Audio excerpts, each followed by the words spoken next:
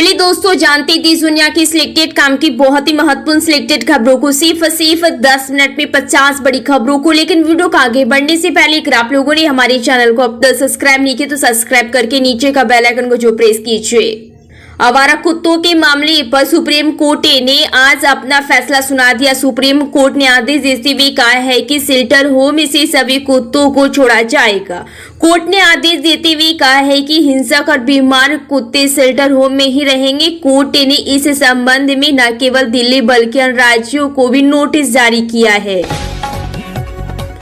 केंद्रीय गृह मंत्री और वरिष्ठ भाजपा नेता अमित शाह ने कांग्रेस से नीति गठबंधन के उपराष्ट्रपति पद को उम्मीदवार जस्टिस वी सुंदरन रेड्डी पर नक्सलवाद का समर्थन करने का आरोप लगाया और कहा कि अगर उन्होंने सलवा जुडूम पर फैसला नहीं सुनाया होता तो देश में माओवाद 2020 से पहले ही समाप्त हो गया होता।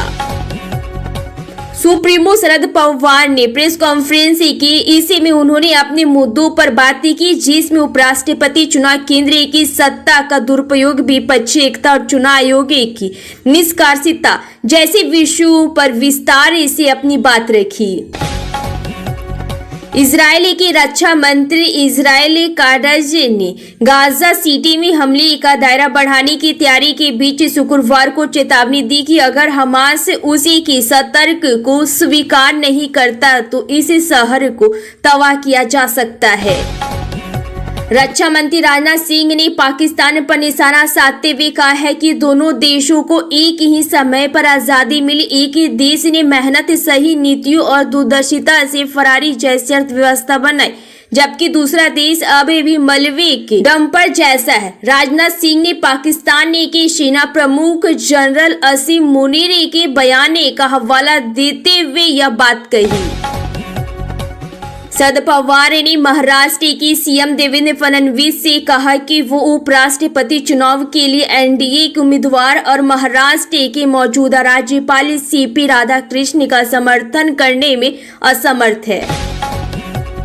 उत्तर प्रदेश में मानसून एक बार फिर से पूरे रफ्तार में लौट आया है। भारतीय मौसम विभाग आईएमडी ने चेतावनी दी है कि अगले 24 घंटों के दौरान प्रदेश के कई जिलों में झमाझम बारिश, 50 किलोमीटर घंटा की रफ्तार से तेज हवाएं और बिजली गिरने की घटनाएं देखने को मिल सकती है। रक्षा मंत्री राजनाथ सिंह ने पाकिस्तान के सेना प्रमुख असीम मुनीर की उसी के एक हालिया बयान को लेकर जमकर खिंचाई की है। राजनाथ सिंह ने कहा है कि असीम मुनीर के मुताबिक भारत की इकोनॉमी का हाईवे पर दौड़ते हुए मर्सिडीज और फरारी जैसी है, जबकि पाकिस्तान की इकोनॉमिक बंजरी से भरे डंप ट्रक जैसी। अगर ट्रक कार से टकराता है तो नुकसान किसका होगा? अफ्रीका के देश अंगोला में बड़े स्तर पर अशांति देखने को मिल रही। यहाँ के लोकल टैक्सी ड्राइवरों ने ईंधन की बढ़ती कीमतों को लेकर विरोध प्रदर्शन किया था, जो अब हिंसक होने के साथ साथ चीन विरोधी बन गया है। प्रदर्शन इतने बड़े स्तर पर है कि देश की राजनीतिक और आर्थिक बुनियाद हिल गई है। बताया जा रहा है कि बड़ी तादाद में चीनी लोग पलायन करने को मजबूर हो रहे हैं, क्योंकि उनके ठिकानों पर हिंसक प्रदर्शनकारी हमले कर रहे हैं। बिहार के गया में आयोजित प्रधानमंत्री नरेंद्र मोदी के आगमन पर आयोजित जनसभा को केंद्रीय मंत्री जीतनराम मांझी, चिराग पासवान, नित्यानंद राय समेत राष्ट्रीय जनतांत्रिक गठबंधन राजग के वरिष्ठ नेताओं ने भी संबोधित किया और प्रदेश में केंद्र सरकार की ओर से जारी योजनाओं का जिक्र किया।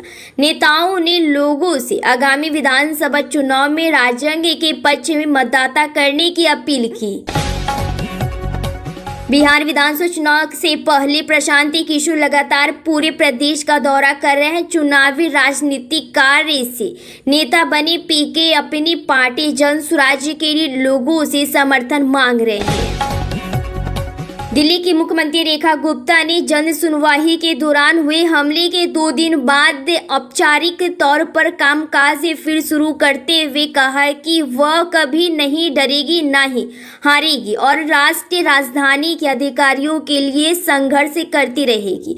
रेखा गुप्ता ने यमुना पार इलाके के गांधीनगर में एक कार्यक्रम को संबोधित करते हुए कहा कि संघर्ष उनका अटल संकल्प है। उन्होंने कहा, आपकी मुख्यमंत्री ना तो डरेगी, ना थकेगी और ना ही हारेगी। मैं आपके साथ तब तक संघर्ष करती रहूंगी जब तक दिल्ली को उनके अधिकार नहीं मिल जाते। यह मेरा अटल संकल्प है। बिहार के गया में प्रधानमंत्री नरेंद्र मोदी की रैली में राजनीति के 2 असंतुष्ट विधायक मंच पर नजर आए हैं, जिसके बाद ऐसी अटकलें लग रही है कि वे राज्य में विधानसभा चुनाव से पहले राजनीति में शामिल हो सकते हैं। देश भर में कथित वोट चोरी का मामला सुर्खियों में बना हुआ है। इस मुद्दे को लेकर अखिलेश यादव लगातार चुनाव आयोग के सामने सवाल उठा रहे हैं। बता दें कि बीते दिनों अखिलेश यादव ने एक्स पर ट्वीट करते हुए जानकारी दी कि उन्होंने 2022 के विधानसभा चुनाव में मतदाता सूची की गड़बड़ी की 18,000 शिकायतें शपथ पत्र पर दी थी। असम के मुख्यमंत्री हेमंत बिस्वा शर्मा ने घोषणा की है कि अब राज्य में 18 साल से ज्यादा उम्र के लोगों को फर्स्ट टाइम आधार कार्ड नहीं दिया जाएगा। घुसपैठियों के मुद्दे पर लगातार हमलावर रहे सीएम हेमंत ने उन्हें देश के लिए बड़ा खतरा बताया है और उन्होंने कैबिनेट की एक अहम मीटिंग के बाद आधार कार्ड को लेकर घोषणा की है। प्रधानमंत्री नरेंद्र मोदी पश्चिम बंगाल का दौरा करेंगे और 3 महत्वपूर्ण मेट्रो मार्ग समेत 5,200 करोड़ रुपए की बुनियादी ढांचा परियोजनाओं की शुरुआत करेंगे। इसके अलावा प्रधानमंत्री एक जनसभा को भी संबोधित करेंगे। बिहार मतदाता विशेष गहन पुनरीक्षण एसआईआर विवाद को लेकर सुप्रीम कोर्ट ने चुनाव आयोग को निर्देश दिया है कि वे पूरी प्रतिक्रिया को मतदाताओं के लिए असमान और स्पष्ट बनाए। कांग्रेस ने सुप्रीम कोर्ट के निर्देश का स्वागत करते हुए कहा है कि लोकतंत्र चुनाव आयोग के क्रूर हमले से बच गया। प्रधानमंत्री नरेंद्र मोदी का चुनावी साल में एक बार फिर बिहार दौरे होने जा रहा है। पीएम मोदी गया और बेगूसराय के दौरे पर रहेंगे और बोध गया के मगध विश्वविद्यालय परिसर में वे आयोजित जनसभा को संबोधित करते हुए राज्य में लगभग 13,000 करोड़ रुपए की परियोजनाओं का शिलान्यास लोकार्पण करेंगे। प्रधानमंत्री नरेंद्र मोदी ने कांग्रेस लालू यादव की पार्टी राजद पर बड़ा हमला बोला है। गया में आयोजित कार्यक्रम को संबोधित करते हुए पीएम मोदी ने कहा है कि बिहार की एनडीए सरकार कांग्रेस ईडी गठबंधन वालों के नफरती अभियान का जवाब दे रही है। बिहार दौरे पर प्रधानमंत्री नरेंद्र मोदी ने विपक्ष पर जमकर निशाना साधा। उन्होंने पीएम और सीएम और मंत्रियों को 30 दिन तक गंभीर अपराधों वाले आरोप में जेल में रहने पर कुर्सी से हटा दिए जाने वाले नए कानून पर भी बयान दिए और पीएम मोदी ने कहा कि एनडीए सरकार भ्रष्टाचार के खिलाफ एक ऐसा कानून लाई है जिसके दायरे में देश का प्रधानमंत्री भी आता है और इस कानून में मुख्यमंत्री और मंत्री भी शामिल किए गए हैं। एसआईआर यानी विशेष गहन पुनरीक्षण के मुद्दे पर जिस तरह इंडिया ब्लॉक दिल्ली में एकजुट दिखाई दिया था, बिहार में चल रही वोटर अधिकार यात्रा में भी वो चीफ साफ नजर आ रही है। शुरू होने से पहले ये समझाना मुश्किल जरूर हो रहा था कि ये यात्रा कांग्रेस की है, इंडिया ब्लॉक की संयुक्त कोशिश है या बिहार में महागठबंधन का नेतृत्व कर रहे राष्ट्रीय जनता दल का। आम आदमी पार्टी के दिल्ली प्रदेश संयोजक सौरभ भारद्वाज ने कहा कि दिल्ली के आचार्य श्री बिच्छू अस्पताल में तैनात डॉक्टर से मारपीट मामले में भाजपा विधायक हरीश खुराना के ऊपर एफआईआर दर्ज नहीं हुई है। अब इस मामले में कार्रवाई की मांग को लेकर उन्होंने और बुराडी से विधायक संजीव झा ने दिल्ली पुलिस कमिश्नर और केंद्रीय गृह मंत्री अमित शाह से मिलने का समय मांगा है। प्रधानमंत्री नरेंद्र मोदी ने पटना बेगूसराय को जोड़ने वाले ओंटा सिमरिया 6 लेन केबल ब्रिज का उद्घाटन कर दिया है। गया जी के बाद वह पटना जिले की सीमा पर ओंटा के पास आए और फिर इस ब्रिज तक गाड़ी से आने के बाद पैदल चलकर पुल के ऊपर से ही नीचे की तरफ स्वागत में खड़े लोगों का अभिवादन किया। दिल्ली की मुख्यमंत्री रेखा गुप्ता पर हमले की जांच का दायरा लगातार बढ़ता जा रहा है। हमलावर राजेश खिमजी सरकारिया की गिरफ्तारी के बाद दिल्ली पुलिस ने अब गुजरात के राजकोट से उनके एक साथी को पकड़ा है। प्रधानमंत्री नरेंद्र मोदी कोलकाता मेट्रो के 3 विस्तार रूटों का उद्घाटन करने पश्चिम बंगाल आ रहे हैं। इसी बीच मुख्यमंत्री ममता बनर्जी ने दावा किया है कि इन परियोजनाओं का योजना ब्लूप्रिंट और शुरुआती कार्यों में राज्य सरकार और स्वयं उन्हीं की अहम भूमिका रही है। मौजूदा संसद सत्र और जम्मू कश्मीर को पुनः राज्य का दर्जा से जुड़े सवाल पर जम्मू कश्मीर के सीएम उमर अब्दुल्ला ने कहा कि उम्मीदों पर तो पानी फिर गया, हम अपना सिलसिला यहां से शुरू कर लेंगे। बिहार के मुख्यमंत्री नीतीश कुमार ने बोध गया में प्रधानमंत्री नरेंद्र मोदी के साथ मंच साझा करते युवाओं और जन कल्याण के लिए कई महत्वपूर्ण घोषणाएं की।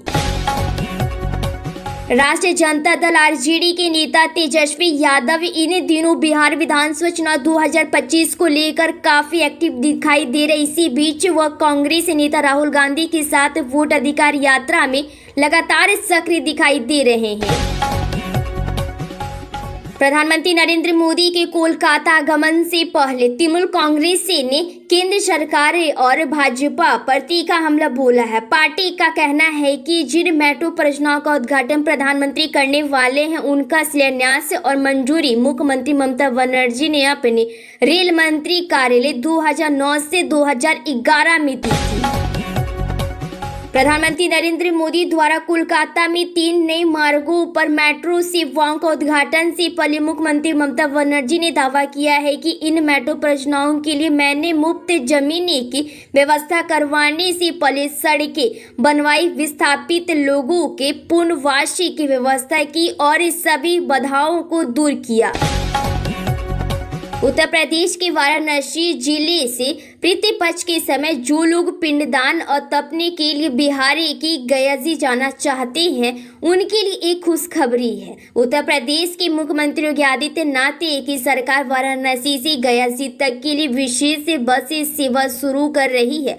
इससे उन श्रद्धालुओं को लाभ होगा जो पितृपक्ष के दौरान पिंडदान और तपने के लिए गया जी जाना चाहते हैं। उपराष्ट्रपति चुनाव के लिए अब मैदान में सिर्फ 2 नहीं बल्कि 3 उम्मीदवार हैं। जहां एक तरफ सत्ताधारी एनडीए और विपक्षी इंडिया ब्लॉक ने अपने अपने उम्मीदवारों की घोषणा कर दी है, वहीं अब एक निर्दलीय उम्मीदवार ने भी नामांकन दाखिल कर सबको चौंका दिया है। केंद्रीय गृह मंत्री अमित शाह ने उपराष्ट्रपति के चुनाव में विपक्षी गठबंधन के उम्मीदवार पूर्ण जस्टिस वी सुनंदन रेड्डी पर नक्सलवाद का समर्थन करने का आरोप लगाया है। त्योहारों और चुनावी सरगर्मी के बीच रेलवे के बिहार वासियों को बड़ी राहत दी है। दिवाली और छठ जैसे पर्व पर यात्रियों की भीड़ को देखते हुए पूरे देश से बिहार के अलग अलग हिस्सों के लिए 2 महीने के दौरान 12,000 अतिरिक्त ट्रेनों का संचालन किया जाएगा। प्रधानमंत्री नरेंद्र मोदी पश्चिम बंगाल पहुंचेंगे। इस दौरान पीएम कोलकाता मेट्रो की 3 नई परियोजनाओं के उद्घाटन समारोह में भाग लेंगे। पीएम मोदी के कार्यक्रम से कुछ घंटे पहले बंगाल की मुख्यमंत्री ने एक्स पर पोस्ट किया। इसी में ममता बनर्जी ने अपना दर्द बयान किया है। पश्चिम बंगाल की मुख्यमंत्री ने अपनी पोस्ट शीर्षक दिया है, आज मुझे थोड़ी यादों में खो जाने दीजिए। इस पोस्ट में उन्होंने रेल मंत्री रहने के दौरान कोलकाता के लिए किए गए कामों का जिक्र किया है। प्रधानमंत्री नरेंद्र मोदी बिहार दौरे पर आए। उन्होंने करोड़ों की योजनाओं की सौगात दी। इसी बीच जन स्वराज्य के संस्थापक प्रशांत किशोर ने बड़ा बयान दिया है। पीके अपनी बिहार बदलाव यात्रा के क्रम में बांका पहुंचे। बेलहर के झामा मैदान में उन्होंने जनसभा को संबोधित किया। इसके बाद पत्रकारों से बातचीत में उन्होंने पीएम मोदी के बिहार दौरे के दौरान दिए गए बयानों पर निशाना साधा।